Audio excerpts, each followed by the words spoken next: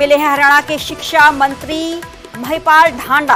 हरियाणा के शिक्षा मंत्री महिपाल ढांडा ने एक बड़ा बयान देकर उन्होंने कहा कि शिक्षा, योग और उद्यमिता पर हमारी सरकार का जोर है। इंफ्रास्ट्रक्चर को और मजबूत करने पर हम जोर देंगे। महिपाल ढांडा ने ये बड़ा बयान दिया। सारी चीजों को नियम से लाना और मनमानी रोकना जरूरी है। सुपर 100 के स्तर पर और भी बच्चों को जोड़ा जाएगा। इस किस्म का बयान महिपाल ढांडा की तरफ से दिया गया। तो रक्षा मंत्री देश के डिफेंस मिनिस्टर से मिले हैं हरियाणा के एजुकेशन मिनिस्टर महिपाल ढांडा। हरियाणा के शिक्षा मंत्री महिपाल ढांडा ने मुलाकात के बाद एक बड़ा बयान दिया कि इंफ्रास्ट्रक्चर को और मजबूत हम करेंगे। मुलाकात की है, पहले तो मुलाकात के बारे में बताइए कि किस मुद्दे पर बातचीत हुई। रूटीन की मुलाकात, कोई विशेष नहीं है। हमने समय लिखवाया था तो बस मिलने के लिए आए, कोई विशेष वो नहीं था। चलिए अब आते हैं उस मुद्दे पर जहां पे आपका मंत्रालय एक्शन मोड में आ रहा है, नज़र आ रहा है। क्या कहेंगे, प्राइवेट स्कूलों पर आपने कहीं ना कहीं एक एक्शन मोड अपनाया है, गैर मान्यता प्राप्त स्कूलों को लेकर भी आपने कदम उठाया है। ये तमाम ये जो कदम उठा रहे हैं आप, किस और लेके जा रहे हैं हरियाणा की शिक्षा नीति को?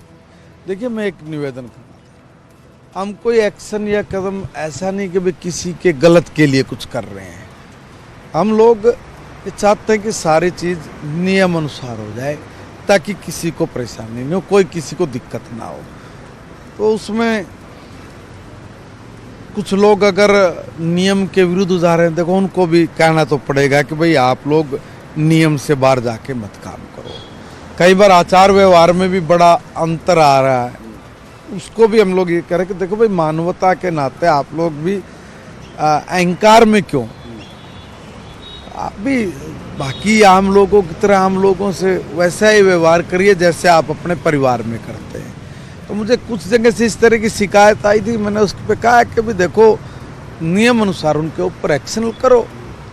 अब 2003 का जो एजुकेशन का नियम बना हुआ है, एक्ट बना हुआ है, उसके 158(6) के तहत ये लिखा है स्पष्ट तौर पे कि भाई कोई भी बच्चों को दबाव नहीं डाल सकता, पेरेंट्स को प्रेशर नहीं दे सकते, धमका नहीं सकते, आप उनको कंपेल नहीं कर सकते कि भाई इसी दुकान से आप वर्दी लो, इसी दुकान से स्टेशनरी लो, इसी दुकान से किताब लो, है ना, आप नहीं कर सकते।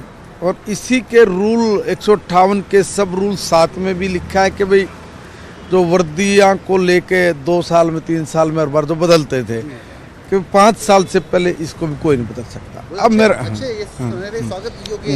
सर, तो इसलिए मैंने ये निर्णय लिया कि भी देखो इन चीज़ों पे अब आप नियम अनुसार काम करो, अब उसको दुकान मत बनाओ। अभिभावकों के लिए तो कहीं ना कहीं फायदा नजर आ रहा है। उसमें मैंने जिस दिन ये घोषणा की थी तो मैंने टोल फ्री नंबर भी जारी किया था। कुछ लोगों ने टोल फ्री नंबर पे भी शिकायत की है, कुछ लोगों ने ईमेल से भी शिकायत की है।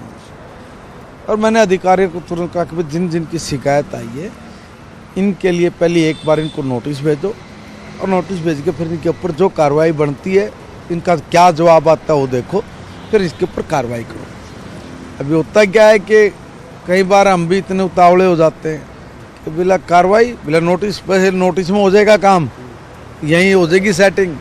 जैसे पहले कोई हो जाता होगा कभी कांग्रेस के राज में, अगर भाई फिर तो होना ही, कोई एक्शन हो गया तो आलिया नोटिस तो आने दे भाई, आ गया तो क्या हो जाएगा, हो गया, मुंह बंद कर दिया होगा किसी नेता वेता का। तो मैं किसी पे इल्जाम नहीं लगा रहा, मगर क्योंकि समाज में एक धारणा बन रही है, अब देखो भाई वो तो टूटती टूटती खत्म होगी, मगर एक विश्वास के साथ कह सकते हैं कि देखो भाई नियम से बाहर जाके तो हम भी कुछ नहीं कर सकते, मगर नियम में रहते हुए जो दोषी है उसके खिलाफ कार्रवाई तो करेंगे। नोटिस भी देंगे, सुधरने की बात भी कहेंगे। मैंने जैसे कहा भी आचार व्यवहार में भी आप अपना परिवर्तन करो और जो नियम के अनुसार वो सब करो। अब उसमें अधिकारी अब लग गए हैं। अब कई जगह से जैसे आप लोग ही अनऑफिशियल मुझे बोलते हो ऑफ द रिकॉर्ड कि जी डीओ को हमने फ़ोन कराया, डीओ की सुनी नहीं, फ़ोन